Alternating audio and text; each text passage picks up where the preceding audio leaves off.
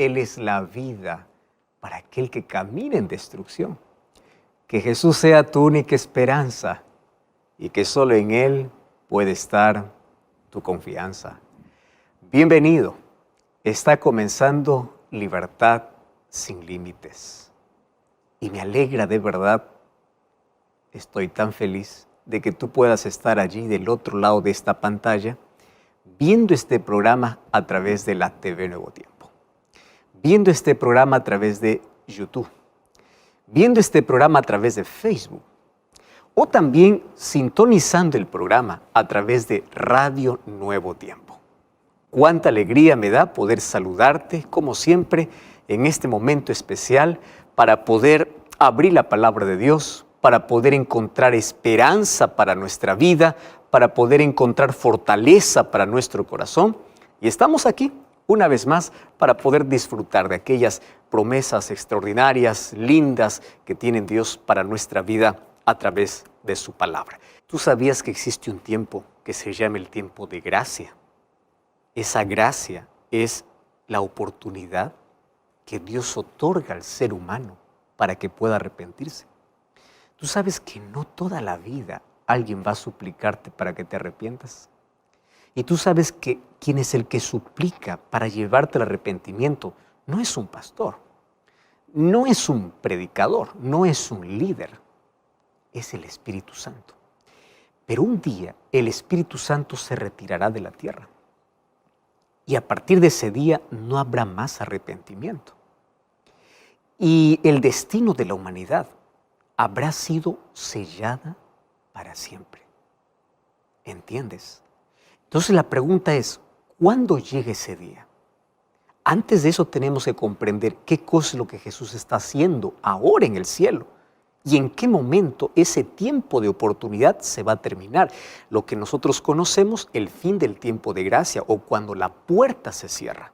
Dios ilustró el plan de salvación para su pueblo a través del santuario. Por eso estudiar el tema del santuario es importantísimo.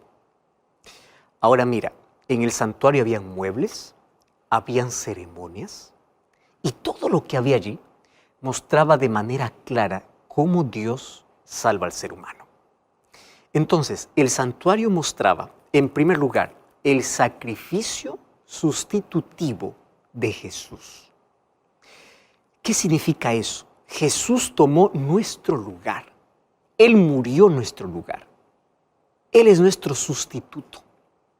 ¿Y qué cosa se hacía para poder entender? Todos los días se sacrificaban corderos, todas las mañanas y las tardes.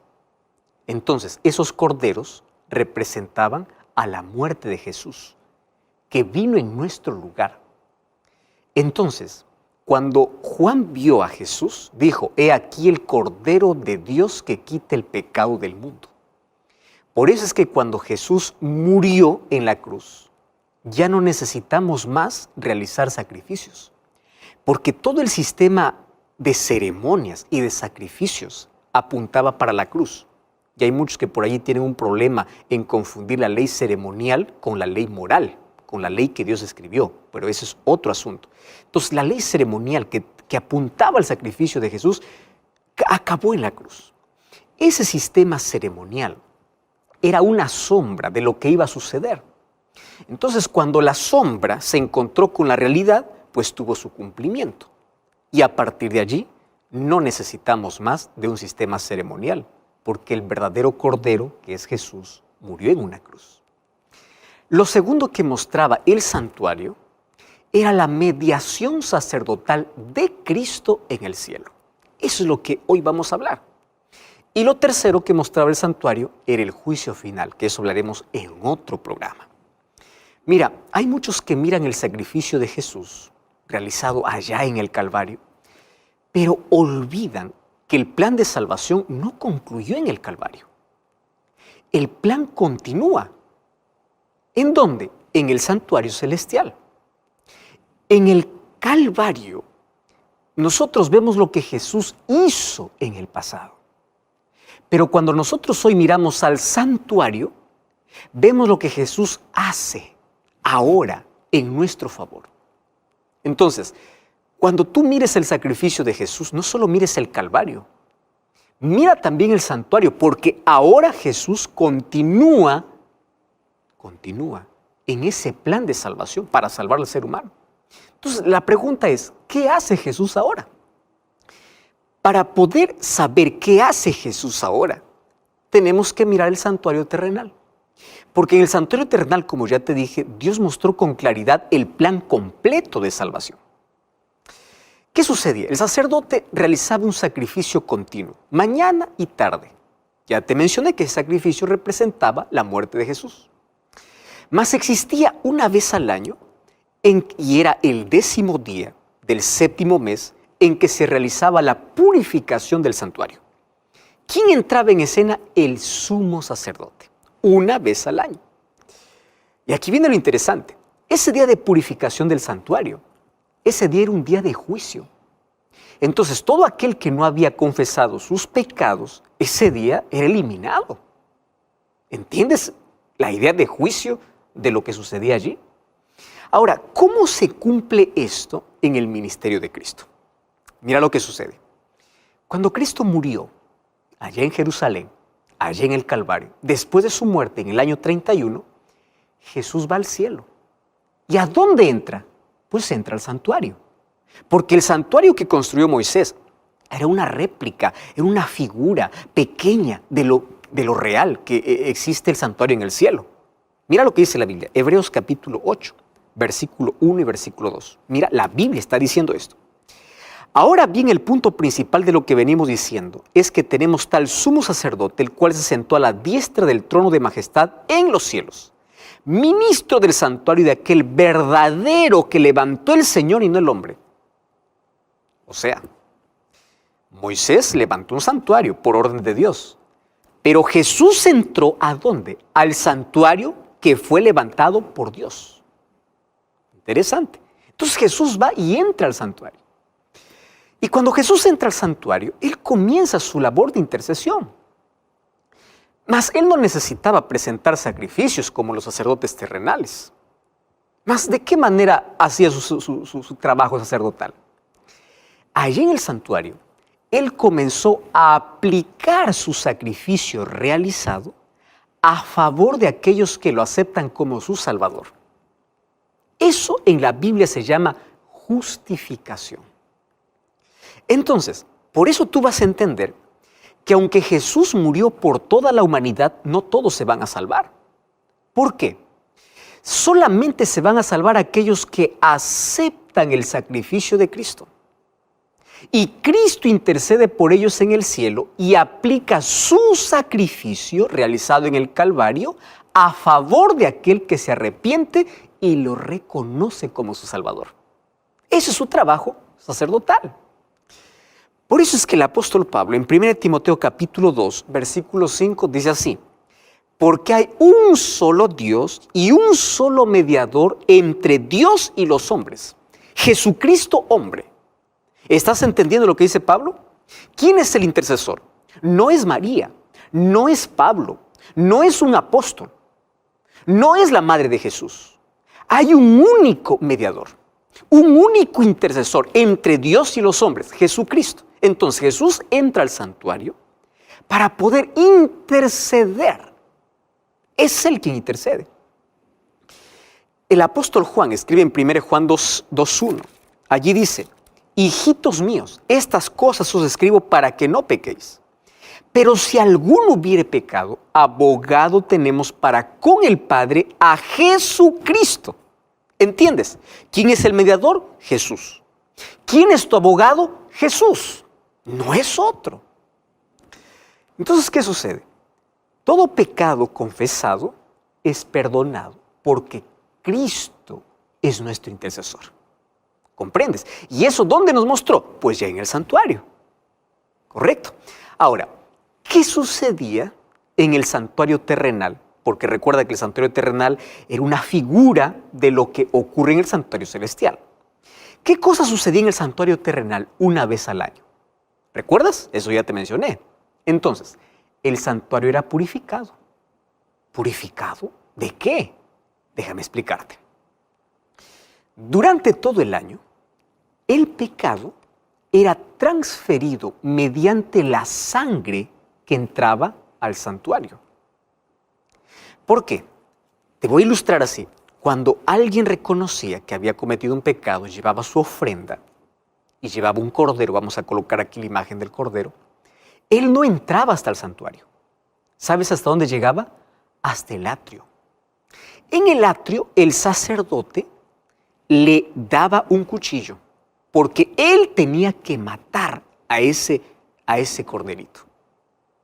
Entonces él, el pecador, reconocía su pecado, llevaba su ofrenda de sacrificio y antes de sacrificar al cordero, colocaba su mano sobre la cabeza del corderito de manera simbólica. El pecado era transferido al cordero. Por eso es que el cordero moría en lugar del pecador. Entonces, aquel que mataba el cordero reconocía que él merecía morir. De esa manera se ilustraba el plan de salvación. Entonces, ¿qué sucedía? Ese cordero que moría, la sangre era ingresada al santuario. ¿Y quién llevaba esa sangre al santuario? El sacerdote. Entonces, de esa manera, el santuario se contaminaba. ¿Se contaminaba con qué? Con el registro de pecado que quedaba allí hasta que llegaba el 10º día del 7º mes, que se llamaba el día de purificación o de limpieza, donde había una ceremonia muy especial que tú puedes leer en Levítico capítulo 16 allí con más detenimiento. Solo que ese día era un día de juicio. No te olvides, el día de la purificación del santuario. Cuando nosotros vamos para Daniel 8:14, Daniel 8:14 habla de la purificación del santuario. Y aquí viene el asunto interesante. No se refería al santuario terrenal, porque el santuario terrenal fue destruido en el año 70 después de Cristo. Y la profecía de Daniel 8:14 apuntaba para el tiempo del fin. Esta profecía es la profecía más larga de la Biblia, de las 2300 tardes y mañanas, que representa 2300 años. Ahora, ahí esa profecía dice que el santuario sería purificado. Muy bien, ¿qué santuario es ese entonces? El santuario celestial. Más allí viene la pregunta, ¿es necesario que también el cielo sea purificado? ¿Pero cómo? Si ahí no hay pecado. Muy bien, abre tu Biblia, abre tu Biblia. Vamos, Hebreos capítulo 9, versículo 23. Hebreos capítulo 9, versículo 23. Dice así, fue pues necesario que las figuras de las cosas celestiales fuesen purificadas. Ojo, no está hablando de lo terrenal. Celestiales fuesen purificadas. Pero las cosas celestiales mismas con mejores sacrificios que estos. Déjame explicarte aquí. O sea, está diciendo que también allá en el cielo las cosas necesitan ser purificadas. La diferencia es que con mejores sacrificios. ¿Cómo pueden ser purificadas las cosas celestiales? Dice con un mejor sacrificio. ¿Por qué mejor sacrificio? Porque no es sacrificio de un cordero. ¿Con qué se purifica? Con el sacrificio de Jesús. Eso significa que en un momento de la historia, Cristo comenzaría esa limpieza. ¿Pero limpieza de qué? Limpieza de registros de pecados que fueron confesados y perdonados. Eso se necesita eliminar, se necesita limpiar. Y según la profecía de Daniel 8:14, eso fue posible, si tú haces un análisis histórico, en el año de 1844. Y esto yo lo explico incluso en otro programa de Biblia Fácil, tú puedes ver con detenimiento todas las fechas. Ahora fíjate, a partir de esa fecha, Jesús asume una nueva función, no solo de intercesión, sino también de juez. ¿Me estás entendiendo? Por eso es que allí comienza un juicio. Y cuando escuchas la palabra juicio probablemente tú tienes miedo, pero te doy una buena noticia. El juicio es a favor del pueblo de Dios. ¿Por qué es a favor del pueblo de Dios? Porque hay un acusador que es el diablo, y el diablo lo acusa y los acusa y los acusa, pero aquel pecador que reconoce a Jesús como Salvador pide perdón a Dios y Jesús lo perdona y Jesús es su abogado. Entonces en ese juicio es a favor de aquel que reconoce a Cristo como su Salvador, porque Cristo se muestra como su abogado e intercesor. ¿Me estás entendiendo? O sea, el juicio no es para tener miedo. Es para tener miedo si es que tú estás apartado de Dios, das la espalda a Dios, no reconoces a Cristo como tu Salvador. Pero si tú reconoces que Jesús es tu Salvador, Él te defiende ante la acusación. Ahora fíjate, es necesario un juicio. ¿Por qué es necesario un juicio? Para determinar de entre los que dicen creer en Dios y han aceptado su gracia y viven en obediencia y en armonía con su palabra. De aquellos que solamente dicen, yo creo en Jesús, amén, aleluya, pero no obedecen su palabra. Es solamente palabra. ¿Me entiendes? No están en armonía con su ley, no están en armonía con su palabra. Entonces, el juicio es necesario porque es allí donde se determina quién realmente cree en Jesús, quién realmente se arrepiente de verdad, quién realmente abandona sus pecados, quién realmente ha aceptado a Cristo con su palabra en su vida. Por eso Jesús dijo, no todo el que me dice Señor, Señor entra al reino de los cielos. Porque muchos pueden mencionar el nombre de Dios, mas no haber permitido que la gracia de Dios transforme su vida a tal punto de ponerlo en armonía con su palabra y su ley. Lo que te estoy diciendo es bíblico. Entonces, en ese juicio se determina nuestra salvación. Jesús dijo que seremos juzgados por nuestras palabras, por nuestras acciones, por nuestras motivaciones. ¿Entiendes? Nadie me ve. No, no es que nadie te ve. Ángeles están registrando cada acto humano. Y todo está siendo registrado. Santiago capítulo 2, versículo 10 al 12, dice que en este juicio el código moral es la ley de Dios. Por eso Santiago dice, así hablad y haced porque van a ser juzgados por la ley de la libertad, la ley de Dios. Por eso es que el enemigo odia la ley de Dios. Y es por eso que Salomón también escribió en Eclesiastés 12, 13 y 14, teme a Dios y guarda sus mandamientos, porque esto es todo del hombre, porque Dios traerá toda obra a juicio. ¿Estás entendiendo? Hoy estamos viviendo ese juicio, ahora. ¿No me crees? Abre tu Biblia. Mira Apocalipsis capítulo 14, versículos 6 y versículo 7. Ya te dije que Jesús a partir de 1844, según la profecía de Daniel 8:14, asumió una nueva función. No solamente de intercesor, sino también de juez, y se está realizando un juicio. Mira Apocalipsis capítulo 14, versículo 6. Vi volar por en medio del cielo otro ángel que tenía el evangelio eterno para predicarlo a todos los moradores de la tierra, nación, tribu, lengua y pueblo. Apocalipsis está hablando para el tiempo del fin. Mira lo que sucede. Y decía a gran voz, temed a Dios y dadle gloria, porque la hora de su juicio ha llegado. ¿Estás entendiendo? Adora a Dios porque su juicio llegó. Es decir, el juicio ya comenzó. Pero los que aman a Dios no temen el juicio, porque cada vez que confiesan sus pecados y se arrepienten y aceptan el sacrificio de Jesús, pues no son más condenados, porque Jesús aplica su sangre, su sacrificio, para perdón de todo pecado confesado y donde hay arrepentimiento.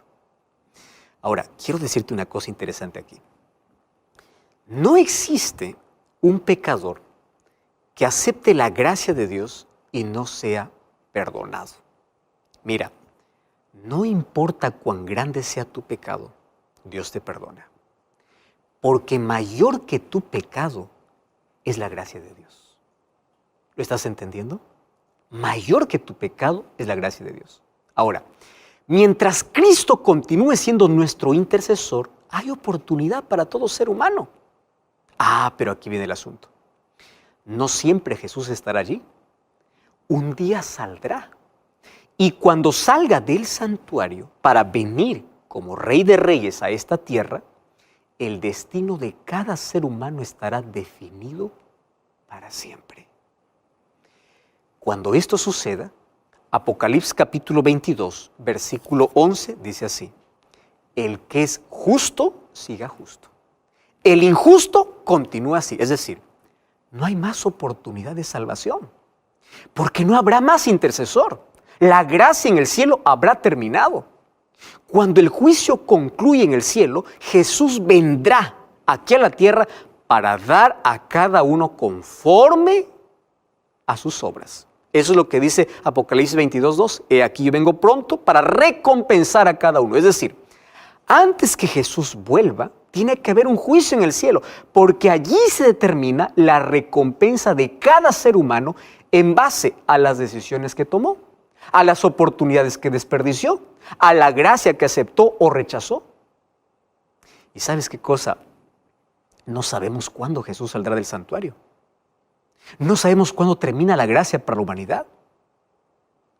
Pero mientras el Evangelio siga siendo predicado, mientras el Espíritu Santo continúe trabajando en la mente del ser humano, es porque aún existe gracia.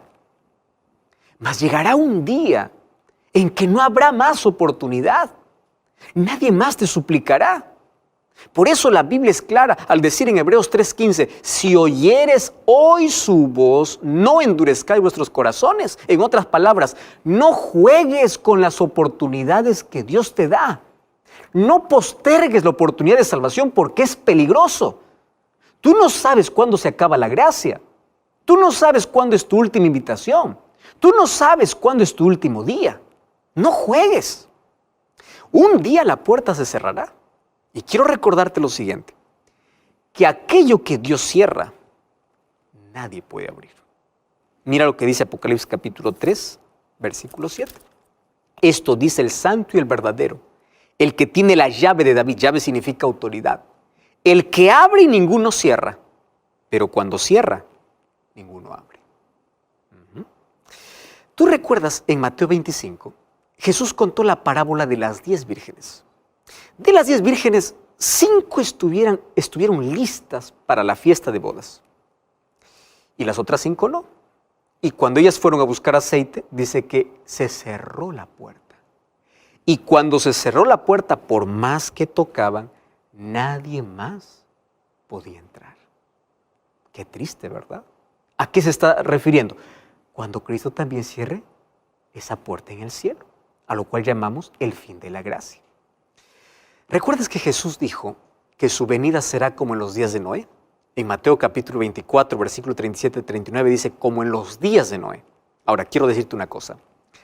Antes del diluvio, después que Noé entró en el arca, Dios cerró la puerta. Génesis capítulo 7, versículo 16, dice que fue Dios quien cerró la puerta. Y durante 7 días, antes que caiga el diluvio, la puerta estaba cerrada y la gente no sabía que su sentencia estaba determinada, que no había más oportunidad. Lo mismo sucederá ahora y nadie sabe cuándo ocurrirá ese día en el cielo. Mas sí sabemos que existen otras dos maneras que se pueden terminar las oportunidades de salvación para nosotros. ¿Quieres saber cuáles son? Ya te expliqué. La primera es cuando Cristo cierre la puerta en el cielo. La gracia acabó. Deja de ser nuestro intercesor. El destino de cada ser humano está definido. Mas hay una segunda oportunidad. Un segundo momento en el cual se cierra la gracia. Mira lo que dice Mateo capítulo 12, versículo 31 y versículo 32. Dice así. Por tanto os digo que todo pecado y blasfemia será perdonado a los hombres, mas la blasfemia contra el Espíritu no le será perdonada. Escúchame. Pecado contra el Espíritu Santo. No se trata de una acción. ¿Qué cosa es pecar contra el Espíritu Santo? Es el continuo rechazo, donde te acostumbras a abrazar el pecado y a despreciar a Cristo.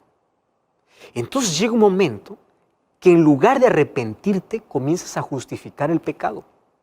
Y te recuerdo, si el pecado no es confesado, no es perdonado. O sea, mientras tú tengas necesidad de cambiar, mientras tú estés incómodo con tu forma de ser, mientras tú reconozcas que eres pecador, no importa cuán bajo hayas caído, hay perdón para ti. El problema está cuando tú te acostumbras y te aferras tanto al pecado y el Espíritu Santo continúa trabajando en tu vida, continúa llamando, pero tú no lo escuchas. Y cada vez te vas a volver sordo espiritual, hasta perder la sensibilidad espiritual a tal punto que no tienes más necesidad de perdón y arrepentimiento. Ya no quieres arrepentirte. Entonces, si no hay arrepentimiento, no hay confesión. Si no hay confesión, no hay perdón. Y si no hay perdón, no hay salvación. Hay muchas personas que dicen, pastor, ¿será que yo ya pequé contra el Espíritu Santo? Ya maldije la Biblia, ya hice tantas cosas equivocadas, ya cometí un asesinato, ya cometí un aborto, ya hice tanta maldad. Usted no sabe la suciedad que hay en mi vida, ya habré pecado contra el Espíritu Santo. Y yo le digo así, el hecho de que reconozcas la suciedad en tu vida es que todavía no has cometido pecado contra el Espíritu Santo. Porque el Espíritu Santo todavía puede trabajar en ti para que tú reconozcas que eres un pecador. Ahora, hoy existe arrepentimiento, ¿correcto? Porque el Espíritu Santo actúa. Mas un día, el Espíritu Santo será silenciado y no hablará más a tu corazón. Y cuando eso suceda, el ser humano queda bajo el control completo del diablo. Qué triste, ¿verdad? Y eso sucederá también cuando la gracia se cierre en el cielo. El Espíritu Santo se retirará de la tierra, ya no más convencerá de pecado. Y es por eso que vendrá la mayor angustia sobre la tierra. Eso vamos a ver en un próximo programa. Ahora fíjate, existe otro momento en el cual la gracia termina para el ser humano. Ah, pastor, ¿qué otro momento? Sí, ya vimos. El primer momento es cuando Jesús sale del santuario. ¿Correcto? El segundo momento es cuando hay pecado contra el Espíritu Santo. Cuando tú ya te acostumbraste al pecado, ya no tienes necesidad de perdón. Ya no quieres ni siquiera confesar tu pecado. Entonces, si no tienes necesidad de perdón, ya pues no hay perdón para ti, porque tú no necesitas ser perdonado. Pero hay otro momento. ¿Y sabes cuándo sucede eso? Cuando llega la muerte. Ahora, todos sabemos que vamos a morir. Todos.